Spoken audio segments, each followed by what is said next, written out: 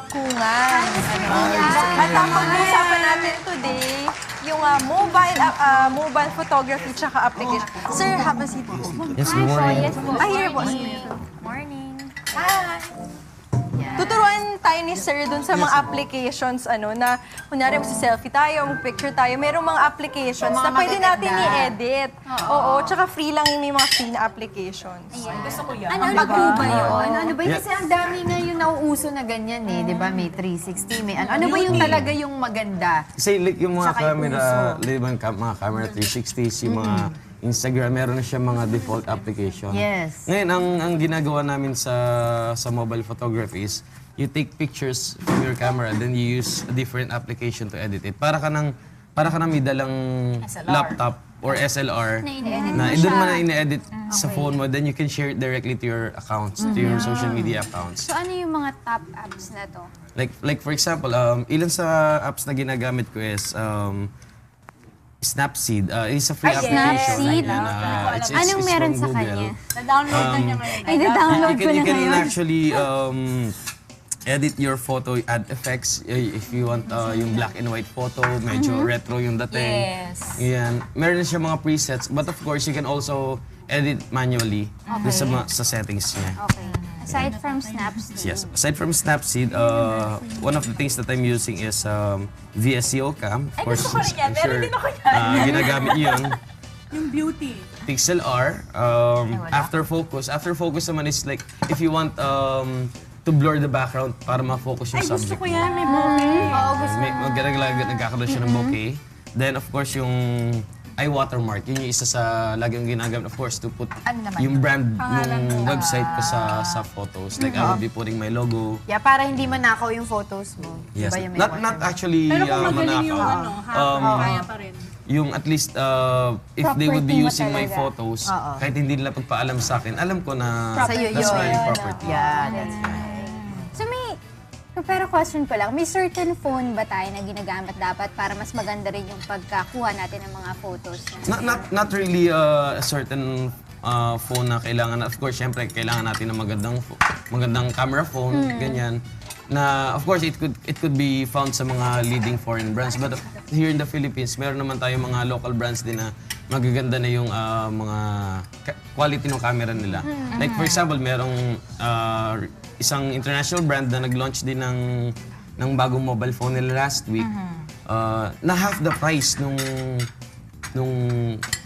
sa mga leading brands. But of course, meron pa nga, sabi ng mga kasama ko sa photography club, sabi nila is, wala sa camera yan, nasa kumukuha. Parang sabi nila parang, wala sa pana yan, nasa Indian yan. Correct, I agree. What about yung paggamit ng mga, di ba may kinakabit sila sa cellphone, yung mga fish Like mga- eye, yes, ganyan. mga- So maganda It's ba yun? enhancers. Like for example, if you would be taking photos of insects or mga, if you want to doon get mo the siya minor magagamit. details, you can use the macro lens. If you would be taking landscape photography, siguro mas maganda yung wide angle. Ganyan, fisheye, it's more of fisheye effect. Ganyan.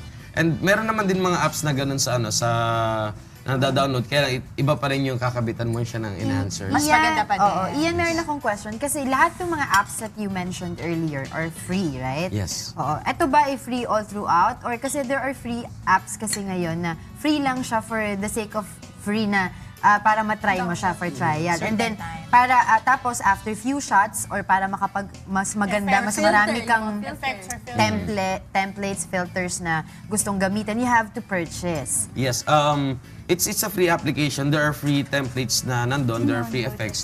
But of course, syempre, if you'd like to explore more about the app, you can purchase it around $1 or $2, 40 not pesos, bad. 80 pesos, di ba? Ako may question din. Kasi most of the time, parang ang problem talaga, for me at least for me, kapag low light.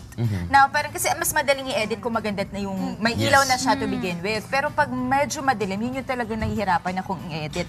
Meron ba certain apps ka marirecommend na advisable to use, lalo na pag low light o kaya medyo madilim?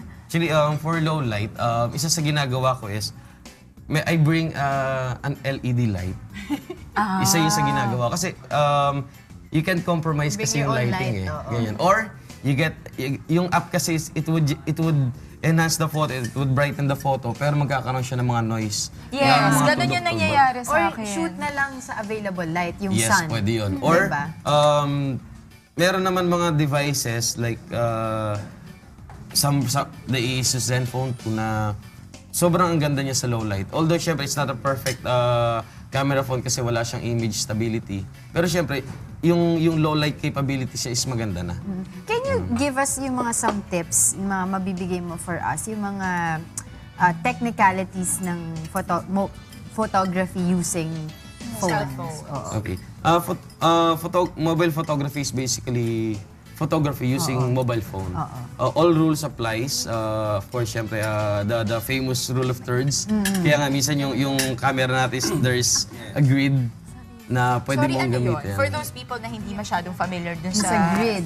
Yung grid is like, it would give you Positioning 3 eh, diba? spaces. Like dalawang vertical, dalawang horizontal. And there are points sa gitna, 4 points na. Doon mo ipapasok yung subject mo for you to get the proper spacing. Like for example, if yung tao is naglalakad, saan ba siya papunta? So you could give ample space doon sa place kung saan siya pupunta para makita talaga yung movement nung story sa photo. So ngayon dati kasi pag photographer ka talagang kailangan pinatimingan mo yung shots mo lalo na pagka moving yung subject mo. Ngayon ba sa yung mga mobile apps na available natin ngayon sa market, meron ng apps na yung para sa mga moving objects na Actually, merong apps na ganyan. Yung iba naman, yung iba meron na siyang default application na dun sa phone niya. Ito. Like for example, this one, you can choose smart remove. Like for example, na alam mo, kinukuha kita ng picture tapos bigla may dumaan sa likod mo. It will take a couple of para may shots. dramatic effect. Then you can remove the unnecessary objects or people na nasa likod mo or na Ay, ang biglang galing. pumasok. Pero saan yun? Sa phone? Hindi yun app? Sa phone siya, tapos meron din siya mga downloadable apps na normally those are paid apps. Ganun. Lahat ng mga Pero nabanggit sa phone, ano siya kasama na. lahat ng mga Million daw. Di lahat kasi nabanggit natin talagang mga napakagandang mga applications. Ano bilang isang photographer, sir, ano yung sa tingin mo parang pinaka nawawalang essence ng isang photographer pag gumagamit ng mobile application? Siguro, over-editing. Ganyan kasi, minsan, it was a practice na sa mga photographers na as much as possible, you edit less. No Na filter. Mas maganda yung ganon. Pero syempre, you Minsan di mo have na to make nakilala necessary eh, no? enhancements din. Kasi minsan yung iba, dahil nalilibang sila sa application, they apply ng filter. Like, for example, hindi na nagiging realistic yung kuha ng pictures, yung kuha ng, for example, yung water, masyado na siya nagiging bluish. Hindi na, parang wala na, fake. Parang naging fake na lang yun. Actually, kami din sa food naman, di ba? Since mga vloggers sa mga kasama ko and all, before nag-start talaga ako sa camera. But nung magkaroon ako ng phone, so upgrade ng phone kasi nakakatamad ng magdala ng SLR. So ang tendency, since maganda yung phone mo, maganda yung camera and resolution and all, so pag shot mo ngayon, mabilis na. Kasi 2012 when I joined the food photography, nanalo ko with the challenge ng food photography with Mark Floro. Yan, yun sila yung kasama ko nun. So, yun lang yung nakaka-challenge talaga. Pag hawak mo na yung phone mo, kahit kami sa kitchen, ang bilis na, shot, post-edit. Talaga yun nga, yung minsan sobra na rin yung editing. Nangyayari talaga. Iba na yung tsura ng food. Kasi lalo na pag depende sa phone. Kung pagdating sa ibang phone, parang iba yung color niya, yung gano'n, yung design. I-share ko lang meron akong kakilala na parang nainganyo siya pumunta sa isang certain place, resort. Dahil ang gaganda nung nakita niyang photos ng mga tao doon, mga kakilala niya. Apparently, sobra lang din sa pag-i-edit. Dahil pagdating niya doon, hindi naman pala ganun kaganda. Yun Edit lang. pa more. You know? Also, yung mobile photography, it's more popular sa mga street photographers. Bakit? Kasi kasi pag may dala kang camera, nasa bag mo yan, di ba? Hindi ka na maglalakad anytime na dala-dala mo yung camera mo. But if meron ka nakitang isang scene na merong story, di ba? You can anytime get your mobile phone and take the photo and edit take a it shot. afterwards and share it. Kasi that's where you capture the real story of life, sa streets. Diba? Ikaw ba, sir, para lang malaman namin, anong kind of photographer ka? I'm more of a street photographer. Street photographer. And of course, syempre, hindi Yung natin moments on maiwasan. the street. Yes, oo. Syempre, food dahil nagbablog din kasi ako. I cover restaurants, I vlog about food. Mahilig kami mag-travel. Yun. Yun yung ano. And most of the time, yung camera ko is nasa room lang kasi pag pupunta ka sa tabing dagat, di mo naman alangan namang iiwan mo yung camera mo dun sa cottage or sa isang upuan lang dun pag magsiswim ka na. At least yung mobile phone, you can put it on a pouch na waterproof pouch, ganun, na hindi na siya mababasa. Okay, quick tips mo lang po dun sa mga aspiring photographers that are also using mobile apps. Yeah, siguro same photography rules applies, and of course capture the subject, build the story, then you take the photo. Ganun. Then do not edit too much as possible. Pagkakuha mo ng photo is less editing na lang. Ganun. You capture the real subject, and of course yung The natural, the yung better. lighting, yun yung isa sa importante na it gives life dun kasi sa photo yung proper yung amount of light na pumapasok. Hindi kasunod pa yung advice. Ano po? Don't take photos without eating. Oo. Yung iba kinunan lang. So, kumain ka na O, muna. kumain ka muna. Before that, tanungin muna natin si Ian. Do you do workshops? Meron ka bang website? Meron ka bang blog?